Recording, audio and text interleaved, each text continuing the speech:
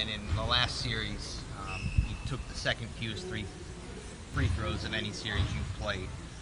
Um, is there something going on here? Is there a pattern as far as how you've been officiated in these playoffs? It's not my concern. There's nothing I can do about it. I don't have a whistle. I know I'm getting hit, grabbed, and pushed just like everybody else out on the floor.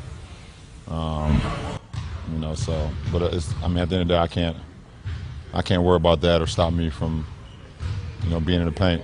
I've shot the least amount of free throws in my playoff career so far to start off a playoff series, and I probably lived in the paint more than any year. So, I don't know.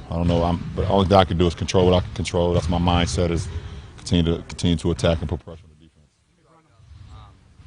You just brought it up. I mean, you have lived in the paint more so far in these playoffs than ever before in your career. What played into that?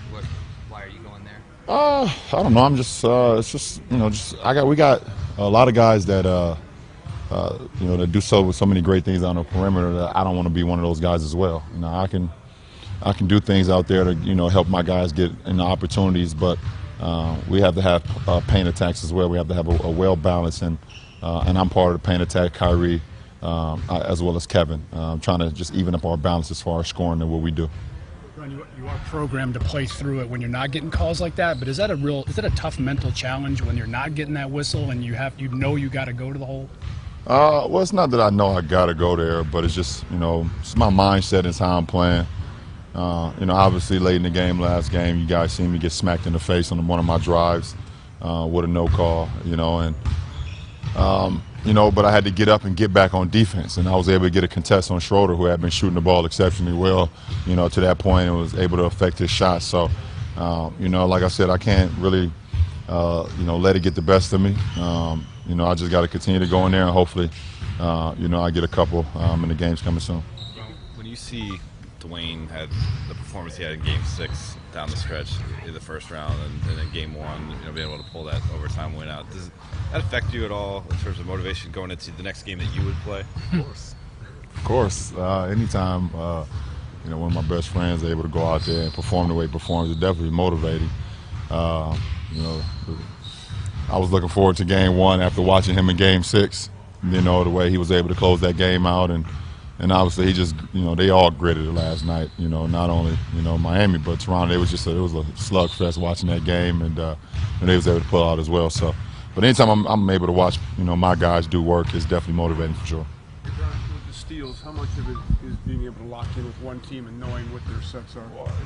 And some of it is knowing the sets, knowing what those guys like to do, and also having a little anticipation. And I'm able to be in the right spot at the right time and get some key steals like I did down the stretch in Game 1. Also at times, though, I was caught flat foot, and I gave up a backdoor cut to Bazemore. He got a dunk. I gave up an offensive rebound in the fourth quarter to Bazemore. He was able to shovel pass off to Paul Millsap for a layup. So I also got to do a better job of that. I'll be more conscious of that. But just being in the right place at the right time and understanding what they want to do and just trying to read and react. We're always talking about adjustments from game to game. How much of that is a media creation, and how much of that is actually legitimate behind the scenes for you guys as players and the coaching staff?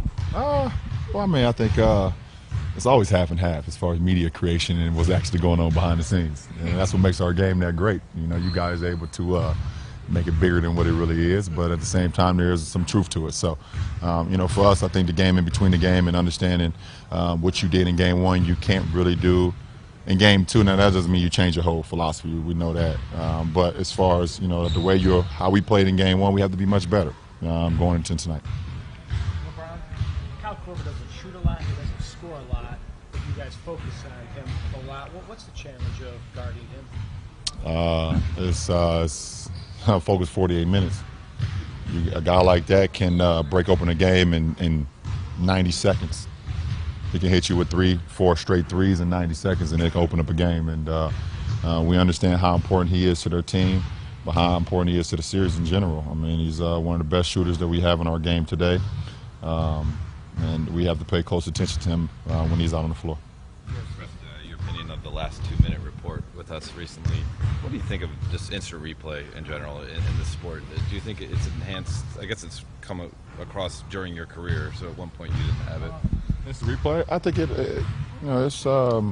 it's beneficial, guys. I think the refs. The game is played so fast at times that sometimes they may not know for sure, so they're able to go and take a look at it and make the call from there. I also know that the replay goes all the way to wherever, Secaucus, somewhere where someone is also reviewing it too, which I think is kind of tough, but it's been good so far. I didn't think Joe Johnson's shot last night hit the rim though, but I'm just one of the few guys that's watching the game. Have you allowed your mind to go there at all? This possibility that you might see the Heat in a conference final? No, I think naturally, of course. But that's been since I came back. It'd be great to play against those guys in the postseason. But I've always, throughout my whole career, I've always wanted to go against Wade in the playoff series. That's just, we've always talked about it even before we became teammates in 10. So, I don't think it's not been heavy on my mind, but it's crossed my mind throughout my whole career. There's a report you're going to act in the movie Space Jam 2. Can you talk about that? Well, I have a great team that's handling all my things, all my affairs off the floor. Ever since I signed with Warner Brothers, we've been looking to do some things and figure out some things that best fit both sides. But my team is handling that, and I'm not going to take my focus off what my job is right now, and that's being in the postseason right now. You talked about physicality you experienced the other day when you got hit in the head. I was watching the end of this San Antonio game and all the discussions since then. There's a school of thought that says, the NBA says, well, there's 5 fouls there. And then the school of thought that the players need to settle it at this time of the year.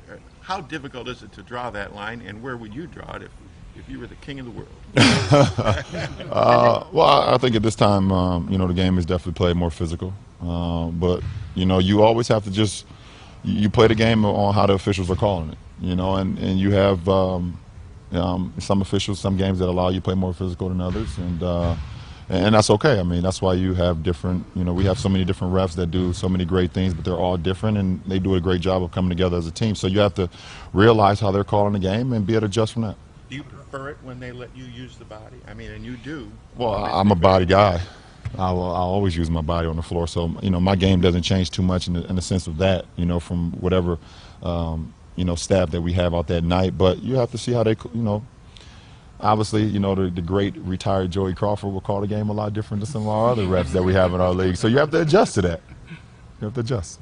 LeBron, when you get beaten up and battered and hit in the face and there's no calls, do you think that kind of gives the other team a license to continue to try to get to you and attack you? Well, they can't. I can't. They won't get to me. I continue to get up, so I'm not worried about that. I just want to try to make plays to help my team succeed. And like I said, if we can stop a run by me going to the free throw line or me putting pressure on the defense, then I'm all for that. But I've been doing this for a while now, so I don't think it's ever gotten to me. I've been doing this for a while now, so I don't think it's ever gotten to me.